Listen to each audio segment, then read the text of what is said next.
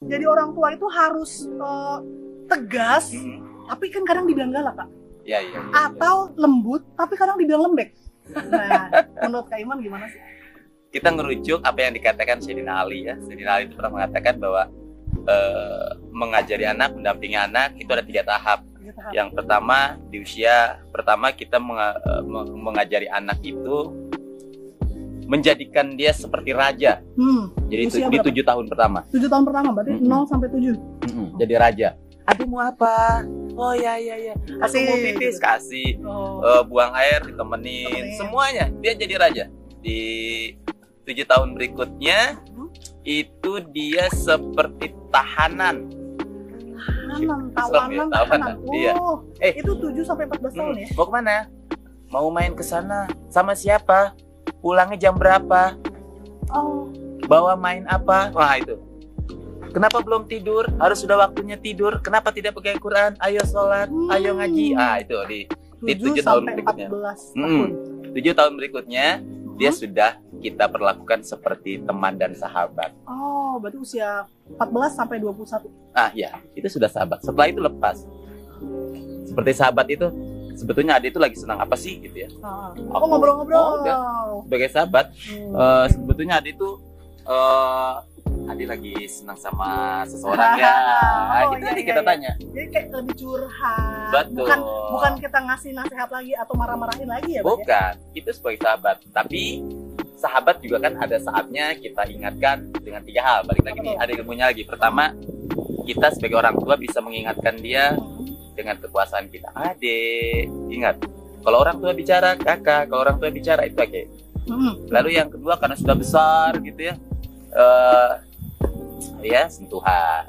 Ya dengerin. Gunakan tangannya itu ya. Yang terakhir, karena sudah besar sekali. Sudah nggak bisa diajak ngomong rawat segala macam. Karena memang masanya gitu.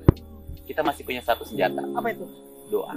Wah, kirain senjatanya Iya. sabetan gitu. Jadi kita sentuh dia dengan lisan, sentuh dengan tangan kita, dan kita sudah nggak bisa sentuh Kak Iman. Wah, lingkungannya, temannya, segala macam di keluar malam kan. Kita masih bisa menyentuh dengan doa. Gitu.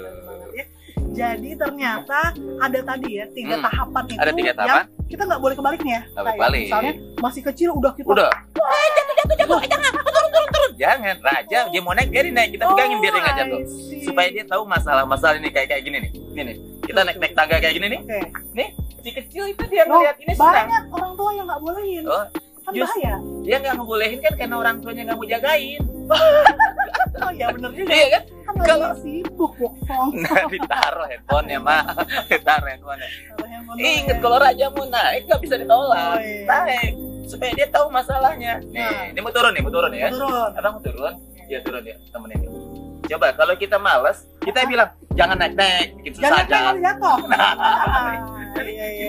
Nah, setelah dia tahu masalahnya, setelah dia ngerasain tantangannya, dia akan berhenti kok. Kenapa sih dia turun naik? Dia mau ngerasain aja tantangannya apa sih? Masalahnya apa sih? Setelah dia coba nggak ada masalah, setelah dia coba nggak ada tantangan, berhenti. Nggak bakalan naik lagi. Serius. Kalau dia masih mau naik lagi, kita lihat mungkin maknya dulu tukang naik turun. Gitu ya, kayak lift. Jadi sebetulnya anak-anak itu kita ini belajar masalah itu dari kecil. Mencari masalah, mengkaji masalah dari kecil, dari mulai naik tangga itu gitu. 7 tahun pertama itu 7 tahun pertama. Dan jadiin raja. Jadi udahlah mau apa aja kita temenin. Itu kata kuncinya adalah orang tua jangan males nemenin berarti. Jangan males nemenin. Sebetulnya kan itu alasan. Kita nemenin gadget aja. Siap. Nah, gimana dengan aturan? Apakah di 7 tahun pertama ini kita perlu ada aturan atau hukuman, punishment gitu? Ada, ya, tapi sifatnya mendidik ya. Misalkan ada reward. Kakak, kalau kakak hari ini hafalannya naik 3 surat gitu ya. Nanti Umi kasih, Bunda kasih, kurang lebih begitu. Reward ya? Reward. Nah, lebih ke sana. Kalau hukuman, kenapa harus dihukum sih ya? Kayak gini nih. Mama beli es krim gitu kan? Beli es krim dengan catatan, misalkan titik. Iya, aturannya. Ada aturan. Gitu ya. Oh, es krim bisa deh kita ngaji dulu deh 1 halaman. Iya. Gitu. Terus raja itu kan kita bebasin, Betul. tapi tetap kita arahkan. Jangan sampai raja kita juga berbahaya kan. Oh iya, Iya ya, kan? benar-benar. Kita Misalkan tetap jaga. ada ya Kak Iman, apa namanya? Kita es krim, sehari Oh. makan es krim, terus Dua- nasi satu enggak, lusin. ini Satu enggak, lusin. itu enggak, terus ya es krim kan berbahaya juga. Kita Atau buang main aja. ke rumah tetangga, Rumah tetangga. berontakin gitu, itu tetap kita harus. Tetap kita Ada nasihatin, aturannya. kita kasih tahu, kita jaga. Minimal gini, kalau kita pingin anak-anak kita disiplin, kita mulai dari disiplin kita sendiri. Misalkan kakak, kalau masuk rumah pintu tutup lagi. Terus sementara kita masuk ke dalam rumah kita nggak tutup pintu. Jadi dia kan Oh, ngelihat iya. apa yang kita kerjain kan. Betul. Contoh. Kakak kalau habis makan taruh lagi di tempatnya. Kakak boleh mengambil buku ini, tapi setelah itu rapihkan lagi. Dimulai dari kita. Kalau kita nggak ngasih contoh, repot. Karena sekali lagi anak seusia itu Hmm. apa yang dia dengar sama apa yang dia lihat lebih tajam apa yang dia lihat daripada dia dengar. Oh, jadi yang dilihat itu lebih menohok kali ya, maksudnya Iya, lebih lebih kelihatan. merekam. Oh, ya, orang tua saya sholat. Nah, jadi sholat. Dia sholat. Dia sholat pasti. Walaupun dia cuma Iya, coba deh, betul. kita tanya kamu baca apa, dia nggak tahu. Orang dia ngeliat kita mau Iya, ngomong gitu. benar. Dia sholat. Pasti ayah bunda anak-anaknya juga pada usia-usia tertentu. Tiba-tiba dia gelar sajadah. Iya, betul. Tiba-tiba betul. dia sholat. Dari mana dia nggak melihat? Dari kita Dari ya. kita kan? Nah, betul. Jadi jangan kaget kalau misalkan kita diingatkan sama Allah, ditegur sama Allah lewat perilaku anak kita. Tarang. Baiklah. Nah, satu lagi mungkin terakhir nih Kak Iman. Kadang-kadang orang tua stres ya, maksudnya mungkin anaknya ada banyak, terus dia merasa powernya itu di senjata, tapi bukan doa tadi, tapi benar-benar senjata kayak maaf ya, ada yang pakai hammer, ada yang pakai tongkat dipukul. Tanggapan Kak Iman. Jangan, lebih baik. Cepet makannya Kak Iman. Jangan. Pakai itu cepet makan. Jangan. Kalau Kita harus pakai itu sabar. Sabar, ingat kalau kita punya sesuatu yang berharga, pasti kita akan hemat-hemat. Punya permata berlian jatuh, aduh jatuh, dia harus disimpan di tempatnya.